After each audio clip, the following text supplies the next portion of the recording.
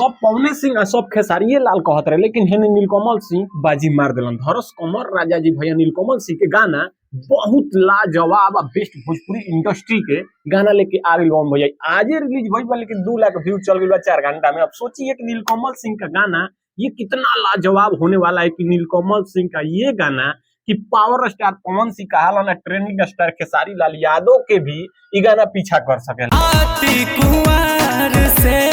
आप भी नीलकमल सिंह के फैन है तो भैया एक वीडियो को लाइक करिएगा और वीडियो को शेयर करिएगा, क्योंकि नीलकमल सिंह वो ऐसा कलाकार है कि भोजपुरी इंडस्ट्री का तख्ता पलट कर देगा। नील का पत्थर साबित होने वाला है भोजपुरी इंडस्ट्री के लिए नीलकमल सिंह।